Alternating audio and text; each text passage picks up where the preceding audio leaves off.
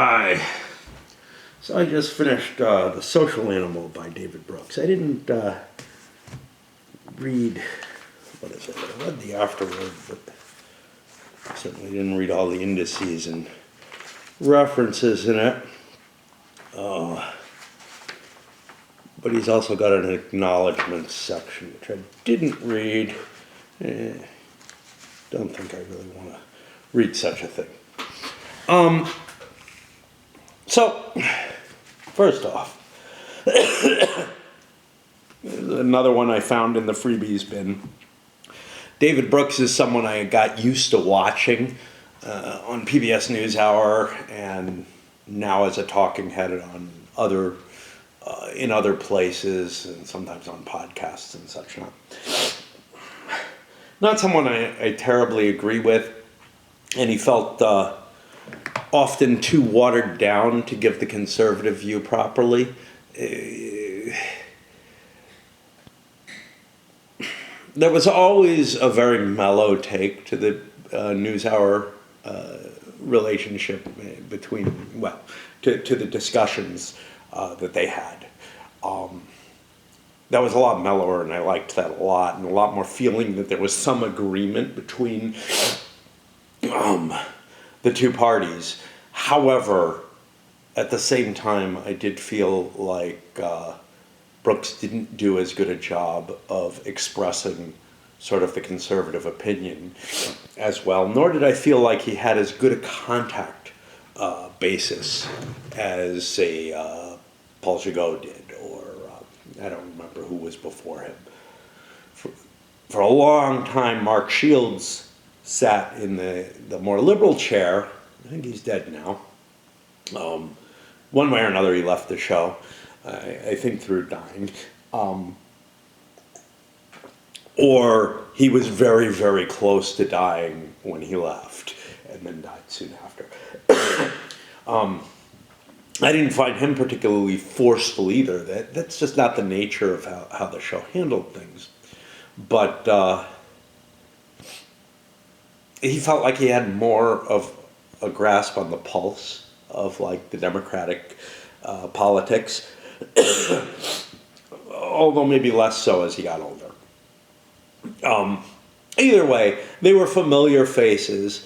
I think Brooks is still on. In fact, I know he's still on PBS, but I don't care to watch anymore. He wasn't enough to convince me that it was a worthwhile thing to catch every week. Yeah. But anyhow, that was part of the reason I picked it up. I wouldn't have picked up something titled this, even though it's a New York Times bestseller, etc., in and of itself. Unfortunately, I found this about the most depressing book I've ever read. Pretty damn close. I don't know, nothing else comes to mind as depressing me more. Maybe 1984, that was pretty bad. Maybe Brave New World. I know that kind of didn't really... It's well enough written and everything. It's an interesting take, one that I don't think works terribly well, which is essentially presenting a lot of research in the form of a novel. And it's a watered-down novel. Is more kind of on the lines of things that I would like in terms of like alternate histories and stuff like that. The idea of something that just, goes off and tells a story, but kind of at the bare minimum. There's no real action for the most part. There's no real attempt to make a novel out of it. It wasn't the intention here.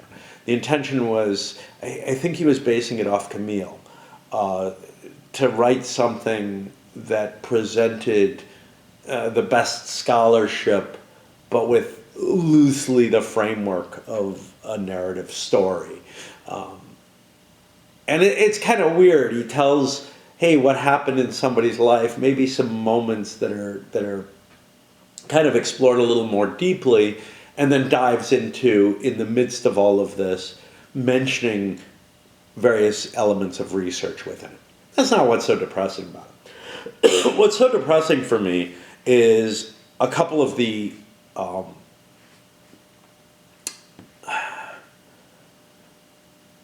I guess fundamental underlying points that Brooks is trying to drive home today. One of them, and it's kind of surprising because in some ways I very much believe this, is the effect of sort of unconscious capabilities and whatnot. That much of what we do, much of what we think, etc., isn't really stuff that we're thinking at the conscious level, but rather our decisions, etc., are often being made for what are essentially irrational seeming choices. And sometimes they can be very good, sometimes very bad. And he doesn't go into too much as to how, you would develop someone with the better choices. Where he does go into that, things like, the power of positive thinking and stuff, you're going to be happier if you're constantly, doing these self-affirmations and believing them, or certain other things that you can do that may depend on the particular person. And I'm absolutely aware of that and absolutely made the choice in the opposite direction. The other I'm also aware of, which is the degree to which social capabilities are really, really vital in not just a person's happiness, but in their effectiveness and capabilities and whatnot outside of just socializing. That if you want to get things done in your life, you really should have a social network, and not necessarily just to help you, but that it helps reinforce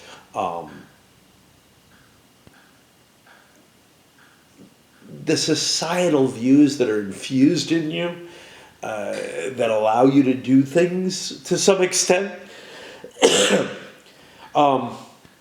Again, you could state these two things and it wouldn't depress me at all. You could state them in the context of some of the papers, etc., that expose them, and I would think there are things I don't like about this underneath it all, but I also do accept and believe these two fundamental principles, and these are the two that I most got out of this. He says hidden sources of love, character, and achievement, and those are sort of the things that he judges by, that your choices in, are all in these three elements, and maybe other things as well, are all driven by these subconscious and some that are just baked in aspects. For example, there's some things where people take a positive and a negative. For example, you have an 85% chance of surviving the operation. They'll go ahead with it more likely. You have a 15% chance that you won't make it through. You'll probably choose not to, right? Same information presented in two different views. Even someone like me, who was brought up with probabilities, basically, as a fair amount of my understanding and early mathematics, etc.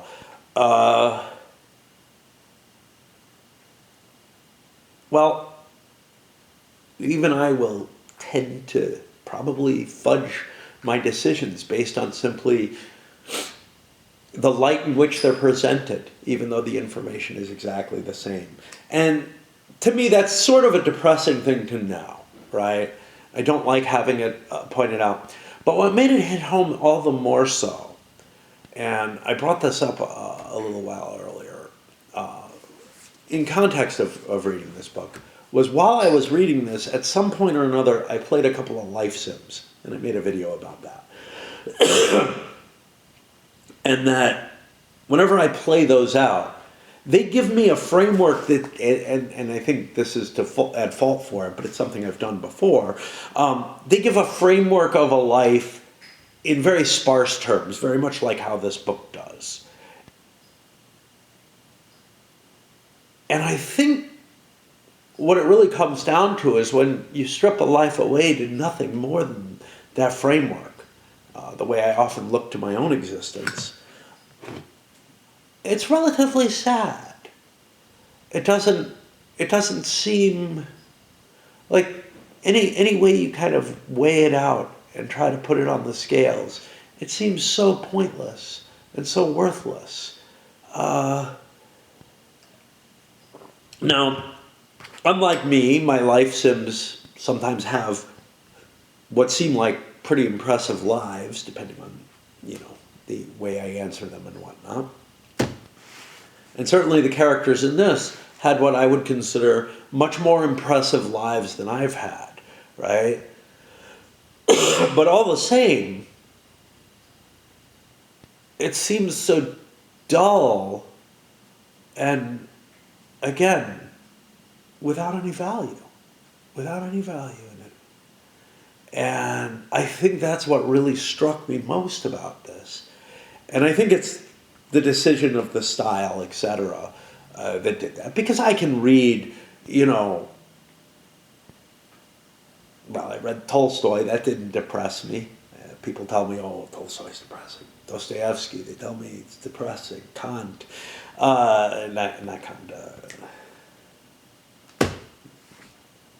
Kant is depressing, so is Hegel.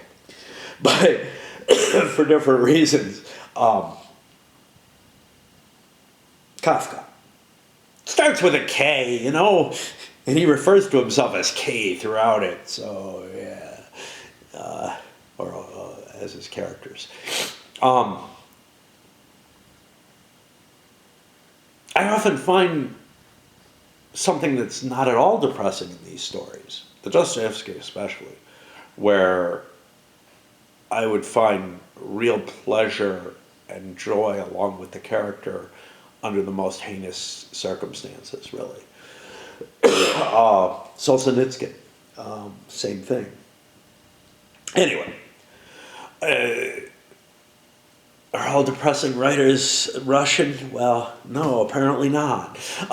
Anyway, again, none of those left me with this feeling of hopeless meaninglessness, right?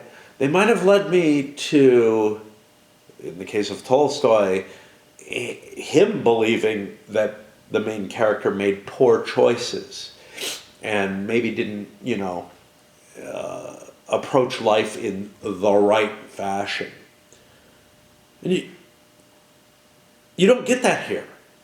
In fact, with the passing of one of the two main characters, you get the feeling of, yeah, I kind of did everything the way that Brooks would have hoped to have done things, a way that he would look back at it and be proud of. And this character is kind of happy with what he's done, maybe not everything, but overall in the broad painting of it all. But it's just such a, it feels like such a veneer compared to the reality. The terrors, the horror of existence and all that. That horror, in a way, is the meaning to me, perhaps. Anyway, I found this such a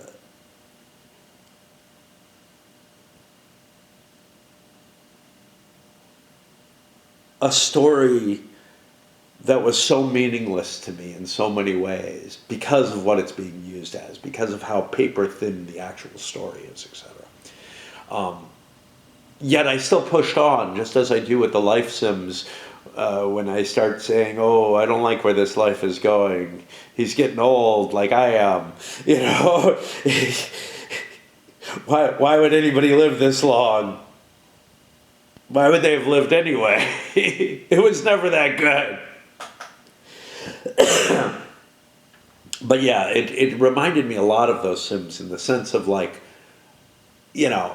trying to portray an entire life through a few momentous decisions and events, all told with very little detail and very little flavor. But in a lot of ways, when I look back, that's how my life feels. you know, I can remember a few key events here and there. I can't remember the whole span, the whole panoply. I can't remember all of the horrors and terrors and the few moments of real joy that I felt.